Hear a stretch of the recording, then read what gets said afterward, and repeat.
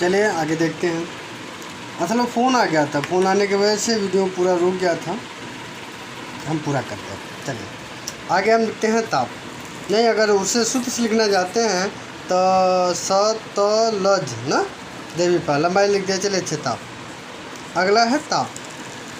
ताप को हम लोग टी से डिनोट करते हैं, कहीं कहीं से के से भी डिनोट करते हैं। के for kelvin, T for temperature.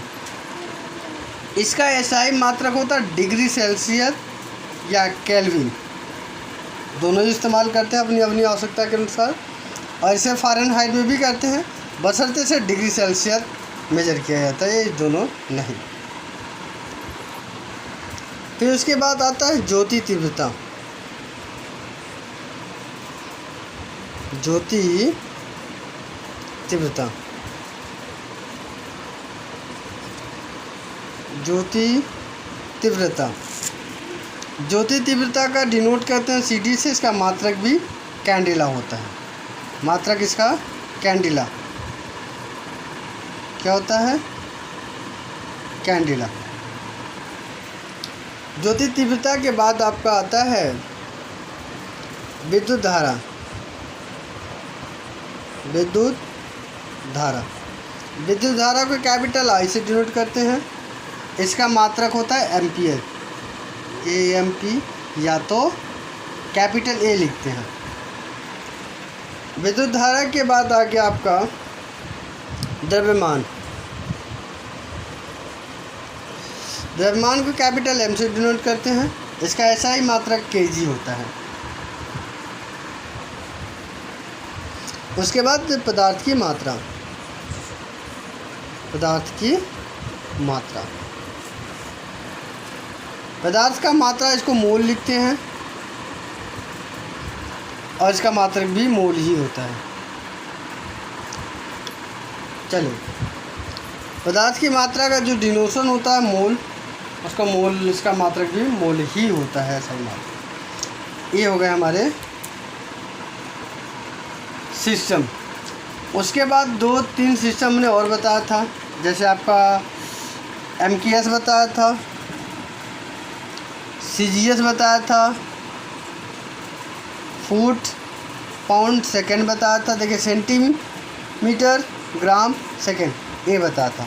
देखिए हमें जो महत्वपूर्ण चीज़ें हैं वो याद करनी है, वो यह है कौन सा? SI मात्रक। इसी से सारे प्रश्न बनते हैं और आगे चलते हैं। चलिए, ये मात्रक के बाद हो गए, हमारा मापन का पहला चरण समाप्त हुआ। अब उसके बाद अगले मापन की तरफ पढ़ना है, वो है हमें त्रुटि। क्या पढ़नी है? त्रुटि पढ़नी है। तो चलिए त्रुटि भी इसी जगह देख लेते हैं। आज हम परिभाषा बता देते हैं, फिर उसके बाद अगली क्लास में आपको त्रुटि का एक डेरिवेशन है, वो त्रुटि सिखाएंगे। देखिए हमें पढ़ना है त्रुटि, इसको कहते हैं ईरर। अब सवाल उठता है कि ये त्रुटि है क्या चीज़? देखिए भाई, इंसान है तो इंसानों से गलती स्वाभाविक है, हर किसी से होता है। अगर हम किसी भी व्यक्ति से कह दें कि भाई आप इतना माप के दिखाइए, अगर हम एक ऐसी लंबाई कह दें, ये भी एक लंबाई है, एक रेखा है, रेखाखंड मान के चलिए, हम इसे कहते हैं इस लंबाई को नापिए, इस लंबाई का मापन कीजिए। अगर 4 लड़के हैं तो चारों के मापन में कुछ न कुछ अंतर आएगा। कोई कहेगा कि सर 4.46 है, कोई कहेगा 4.56 है, कोई कहेगा 4.10, समथिंग कुछ न कुछ में अंतर आएगा। कोई भी एग्जैक्ट इसका मापन लगभग नहीं हो पाता, कुछ न कुछ त्रुटि रह जाती है। यही तो प्रतिशत त्रुटि का जो इसका मापन होता है, इस त्रुटि को हम परसेंटेज में मेजर करते हैं, इसी को पूरा मिला के प्रतिशत त्रुटि बनता है। अब त्रुटि की परिभाषा क्या देंगे? देखिए, जब हम लिखेंगे इसे या पढ़ेंगे तो प्रतिशत त्रुटि की परिभाषा कहेंगे कि जब किसी भी द्रव्य के मापन में होने वाले अधिकतम मान में परिवर्तन हो, फिर से सुनिए, किसी द्रव्यमान के मापन में होने वाले अधिकतम मान में परिवर्तन ही उस द्रव्य का त्रुटि कहलाता है, मापन में त्रुटि कहलाता है। फिर से सुनिए, किसी द्रव्य के मापन में होने वाले अधिकतम परिवर्तन उस द्रव्य का त्रुटि कहलाता है। जैसे एक व्यक्ति की बात कर लें, वो किसी एक वजन है, ठीक, इसके 10 kg मान है, दूसरे व्यक्ति से कह दिया कि इसे मापे, उसने मापन किया तो इसने 9.96 आ गया, तो इसमें अधिकतम मान में कितना परिवर्तन हुआ?